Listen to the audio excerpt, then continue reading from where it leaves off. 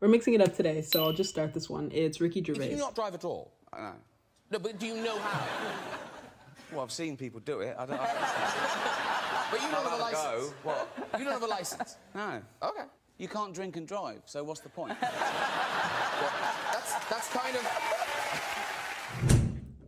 I don't think I've ever seen a full Graham Norton show episode. Once upon a time in Hollywood, nearly 3 hours long, Leonardo DiCaprio attended the premiere, and by the end, his date was too old for him.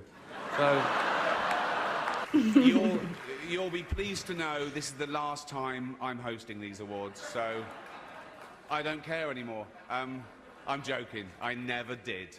On a serious note, just looking at all the faces here reminds me of some of the great work that's been done this year by cosmetic surgeons. The next presenter is an award-winning actress with special powers. In Die Another Day, she used her powers of seduction to win over James Bond. In X-Men, she used her powers to control the elements. In Catwoman, she used the power of being able to wash herself all over. Halle Berry. She's the paw for behind the ear. It's brilliant. Please welcome the very clean Halle Berry.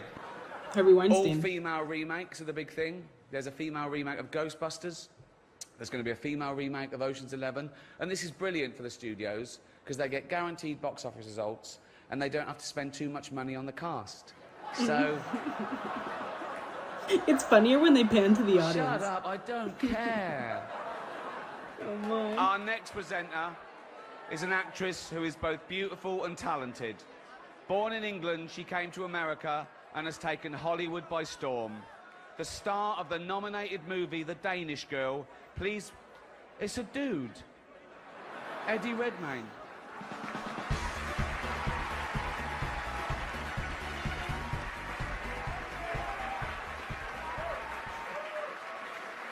I love this next presenter. He's so cool. He's the star of Iron Man, Two Girls and a Guy, Wonder Boys. Sorry, these porn films. What? Kiss, Kiss, Bang, Bang. Bowfinger. Really? Yeah. Up the Academy. Come on. He has done all those films, but many of you in this room probably know him best from such facilities as the Betty Ford Clinic and Los Angeles County Jail. Please welcome Robert Downey Jr. How many years has Ricky Gervais hosted the Golden Globes? Because I recognized a lot of these clips from the 2020 awards. We watched a compilation of that on the channel, but then some seemed older. Like, for example, that one with Halle Berry and then Harvey Weinstein was in the background. Because I distinctly remember he made a joke in 2020 about how a lot of Hollywood is friends with Harvey Weinstein. And it was perfectly awkward when they panned to the audience. I think that was one of the best monologues I've ever heard. Chocolate bar. It's a delicacy in Sweden. How Aren't foreigners funny? So how would you advertise it? How would you sit there and munch? If it's a Swedish advert, it would be a really weird one, wouldn't it? It would be something like, "You better plug." Oh, the plug. Flipping better plug. Oh, you like The soups, don't face. you? Yeah, Yes. yeah. Okay, so it's a cock-flavoured bouillon. Cock flavour. Excellent. Oh, God. Slurp it up. The great taste of cock. And now that you're older, has it occurred to you again, have you given any more thought to God and whether he might be real? Yeah, I think about it every day. Yeah? Yeah, he's not. Oh, no, but you look so calm. I know, I had some of your heroin. I was wondering where I put that. Oh, look, it's a ginger Frankenstein. Frankenstein is the the scientist, Exactly.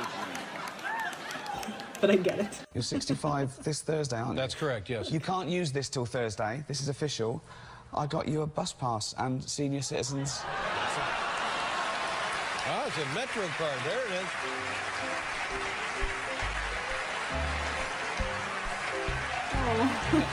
No, they ask me all the time in the press, why don't you have children? Which is a really odd question to ask someone, why don't you have children? Yeah. As opposed to asking people, why do you have Yeah. children? Do you know what I mean? It's like... We're on TBS. Right, I've never heard of that. Yeah, but no, go on, it's... right. It's a growing concern. It's really, in 30 years, we're going to be... What channel, what number on the dial? Well, if it depends what medium you're using. Yeah. Direct TV would be 247. 247. 247. Who finds it? They're definitely looking for porn if they find it. I just feel like I'm not long for this world. Oh, well, you're fine. My nan used to say that. My nan said that for about 20 years. She used to say, "Oh, I won't see Christmas," right? Yeah. She was right eventually. Yeah, well, the last one. Eventually, yes. Yeah. What constitutes the world of Ricky Gervais? When you say world tour, well, because like in America we have the World Series, but it's just us fighting Exactly. us. And same as Mr. Universe always comes from Earth. You know what I mean? Yeah. So, it's a fix. Yeah. You look pumped, buffed, and cut. You are ready to go. Thank you. When did this happen, for God's sakes? It's been a gradual process. Yeah. Well, what is your goal? Over 50 years. Uh-huh. Started off really small. Yeah. And what's the matter with your voice? I've got a sore throat. Ah. So that's it. How long have you had the sore throat? Just a couple of days. See, now, I had a sore throat around the holidays. It's all about you, isn't it? It's all about you. If we're out or something, I sort of like lag behind and get Jane by herself with no one, and I take a picture of her and I tweet Jane with all her friends. Yeah. So like, imagine. Here's one you tweeted of Jane. Jane thinking about making new friends. I went, Jane, look at those crows. But does she not know you're doing it? Does she not think, where is he? Where is he? She sees the tweet. Jane thought she'd made a new friend, but it was just a shadow. Which is the next one. Just found this photo of Jane when she was little. I think after all these years, they're still together, so you must be doing something right. Jane is looking so happy because her new friend hasn't walked away yet. Ricky Gervais couldn't be here tonight, so instead we're going to give this to our friend Steve Carell.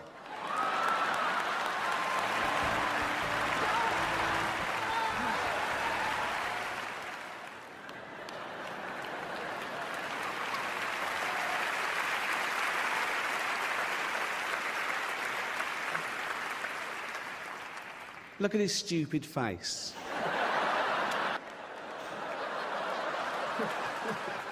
Have you even been to see Ghost Town yet? No. I sat through Heaven Almighty. Give me my Emmy. I sat through it too. Give me my Emmy. I'll come down there.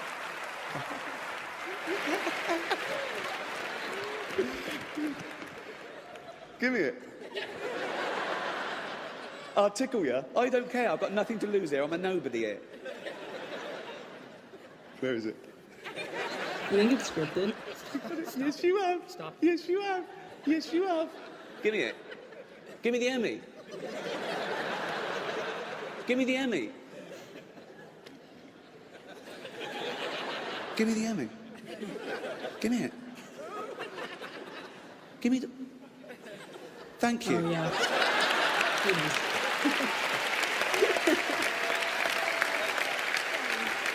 Right. Good. That's settled. These are the nominees for directing for a variety, music, or comedy programme.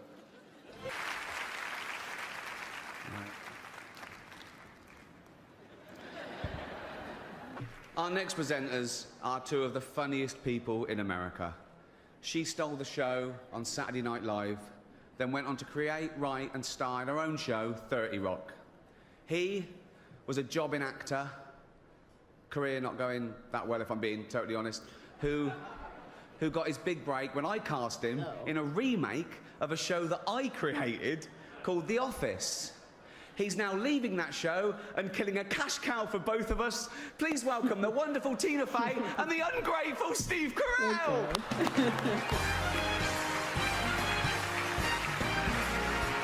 I never knew you were this weird. Really? No, because you kept it. We worked together for a couple of days. And I know. You're absolutely mental. In a nice way? Yeah. Yeah, yeah. But so... The town in Minnesota has canceled plans to change the name of a street called Stoner Avenue. It's a weird street, and instead of saying stop, all the signs say, chill, bro. Sorry. Yeah, you're not giving them. You know, they come out, they park their cars, they've got babysitters, they haven't paid. Why would you? That'd be mental. But if I was you, I'd be going, thank you so much to these people, and giving them, you know what I mean? Yeah, but I'm not doing that. It was shoddy. It was, I mean, you didn't write it, and that's, but do it like it's your own. Do it like you were clever enough to come up with this joke yourself, okay? Oh my gosh, he'll just say whatever. I actually wondered how him and Steve Carell's relationship ended after Steve Carell left The Office. If you know, or you know of an article, let me know. I'm actually, for some reason, interested in that now. But I end up listening to Ricky Gervais a lot more than I see him, because when I can't sleep at night, my go-to is that old XFM show with him, Steve Merchant, and Carl Pilkington from the early thousands. I think at this point, I've listened to nearly every single one of those episodes, and it still makes me laugh. If anything, it's funnier to listen to as the years pass, because sometimes they bring up pop culture references of the times. Like, in one episode, they were talking about the first generation iPod, or the internet's relatively new at the time, so they reference that. Steve and Ricky also talk going to the States to sell The Office at some point. But I don't even think Ricky Gervais is the funniest of that show. It's Carl Pilkington that makes it for me. And thankfully, some channels on YouTube have uploaded the radio show, and they set it to black screen and then level out the audio so I don't wake up to Ricky cackling. I'll link one of those for you if you haven't seen it before. An Idiot to Broad is also very funny, but that's more Carl than Ricky. Although I think Ricky did end up, I think he produces that show, no? Someone who knows will have to confirm or deny that. Anyway, thank you for sending this one in. It was a short one, but it was good to mix it up. All right, for the book recommendation, it's an easy one because it was somewhat mentioned in this video. We'll go with Mary Shelley's Frankenstein, or The Modern Prometheus, I think is the whole title of that. I read it must have been February or early March of this year.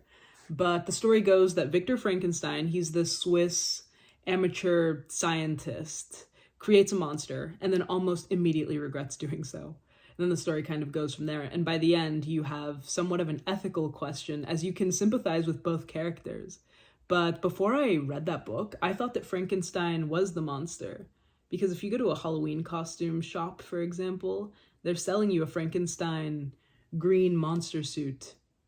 So maybe that's where it comes from. I don't know.